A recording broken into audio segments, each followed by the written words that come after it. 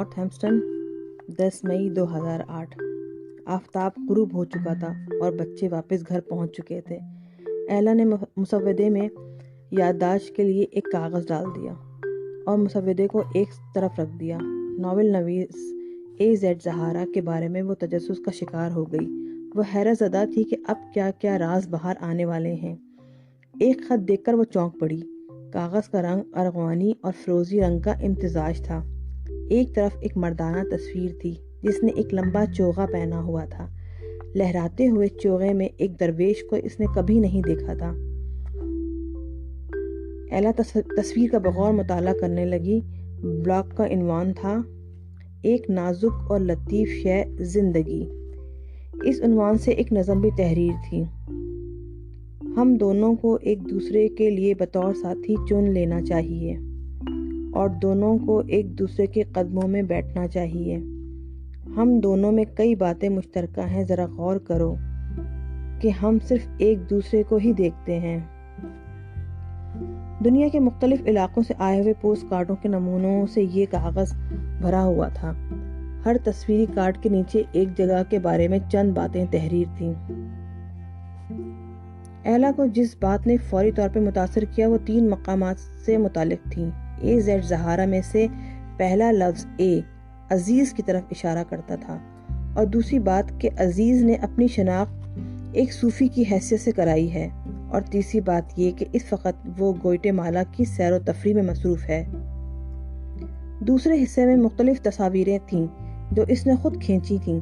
इनमें से बहुत सी पोर्ट्रेट इन लोगों के थे जो मुख्तलिफ शोबों से ताल्लुक़ रखते थे। ये पोर्ट्रेट कई रंगों और कई तरह के लिबास में थे। इन सबों के जिसामत में इख्तलाफ पाया जाता था। इनमें एक मुशाहबत ये भी पाई जाती थी कि वह सब के सब काबिल एहतराम नजर आते थे, लेकिन हर देखने वाला ये देखकर हैरत ज़दा रह जाता था कि पोर्ट्रेट में मौजूद हर शख्स किसी एक कमी का शिकार है। ये बहुत मामूली सी चीज़ें थीं। मसलन किसी के एक कान का बाला गायब था, किसी ने एक ही जूता पहना हुआ था, किसी की कमीज़ में एक बटन नहीं था, लेकिन बाज़ अफराद में अच्छी खासी खामी नज़र आती थी। मसलन एक दांत या एक उंगली ने दाग मुफारकत दे दिया या किसी की एक टांग ही नदारत। इन तस्वीरों के नीचे जो इबारत दर्ज थी वो इस तरह थी: ये कोई मसला नहीं कि हम लोग कौन हैं और कहाँ रहते हैं, बस ये जान लें कि हम लोग एक तरह से नाक़िस और नामुकम्मल लोग हैं। हम लोगों ने अपनी कुछ चीज़ें गंवा दी हैं और हम इन्हें दोबारा हासिल करना चाहते हैं, मगर वो गुमशुदा अशिया क्या हैं ये हमें खुद भी मालूम नहीं। जो अफराद ये आगाही हासिल कर चुके हैं वो अपनी चीज़ों की तलाश में जा चुके हैं। एला ने कागज़ के टुकड़े को आगे पीछे किया और हर तस्वीर को बड़ा करके देखा और अजीज़ के तबसरों को भी बगौर पढ़ा। सफ़े के आखिर में एक ईमेल एड्रेस दिया हुआ था, azahara@gmail.com। इसने ये पता एक अलग कागज़ पर नोट कर लिया।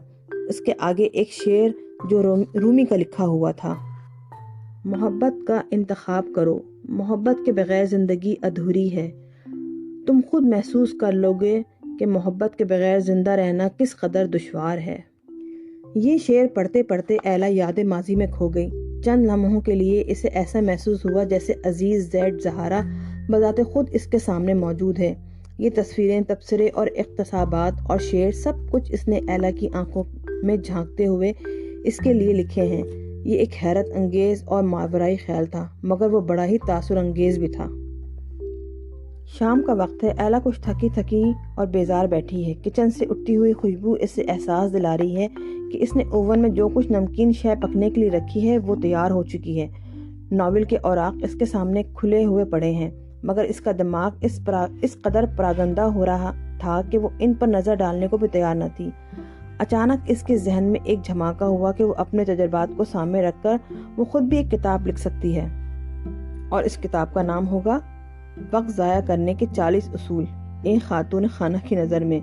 पहला उसूल: मोहब्बत की तलाश में मत जाओ। ऐसे ख्वाब मत देखो जो अमली ज़िंदगी में नामुमकिन हो। एक 40 साला शादीशुदा खातून के लिए दुनिया में बेशुमार मसरूफियात हैं। अब न ये मजाक, इसे खुद भी एक आंख न भाया। इसी परेशानी और गुमगू के आलम में वो नाश्ता करना भी भूल गई। اس نے فوراً جینٹ کو فون لگایا اور آنسرنگ مشین پر اپنا یہ پیغام ریکارڈ کروایا۔ ڈیئرسٹ جینٹ، میں نے اسکاٹ کو فون کر کے فاش غلطی کی، مگر اتنا سمجھ لو کہ میں دل کی بری نہیں ہوں اور میں نے جو بھی کیا وہ تمہارے فائدے کے لیے ہی کیا۔ وہ آنسرنگ مشین کی ٹیپ پر اپنی آواز ٹیپ ہوتے ہوئے محسوس کر رہی تھی۔ جینٹ، جو کچھ میں نے کیا اس کے لیے میں سخت شرمندہ ہوں۔ میرا دل کسی کام میں نہیں لگ رہا۔ امید ہے کہ تم مجھے معاف کر دو گی۔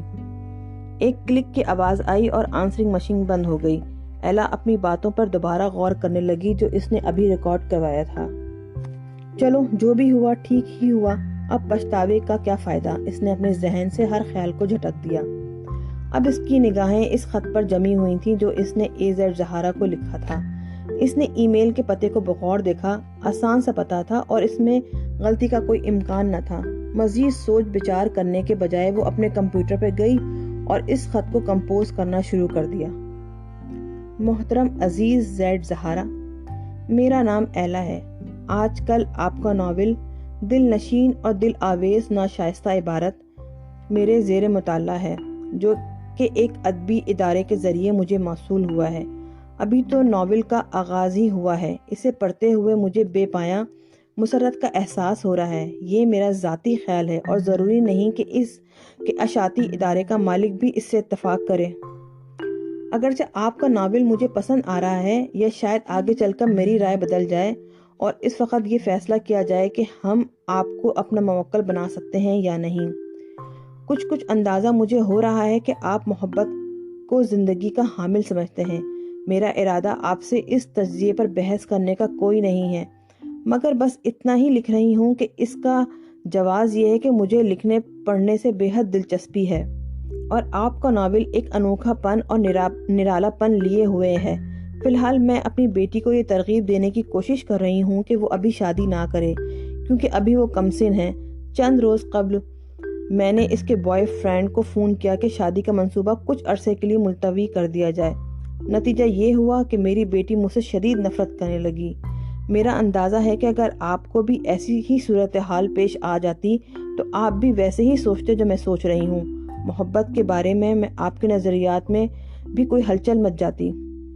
اپنے ذاتی معاملے کو آپ کے سامنے پیش کرتے ہوئے مجھے شرمندگی سی محسوس ہو رہی ہے۔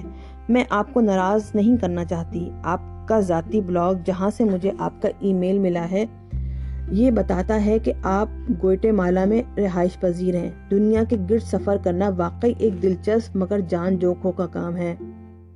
اگر کبھی بوسٹن آنے کا اتفاق ہو تو مجھے آپ سے مل کر خوشی ہوگی۔ ہم دونوں ایک ساتھ کافی پئیں گے اور کچھ گپ شپ بھی کر لیں گے۔ نیک خواہشات، ایلا۔ یہ خط سے زیادہ ایک دعوت نامہ تھا، مدد کے لیے ایک درخواست تھی۔ ایلا یہ سوچ کر پریشان تھی کہ اس نے ایک ایسے شخص کو خط لکھا ہے اور مدد مانگی ہے جسے وہ جانتی تک نہیں، اور نہ ہی یہ امید کہ وہ کبھی اس سے مل پائے گی۔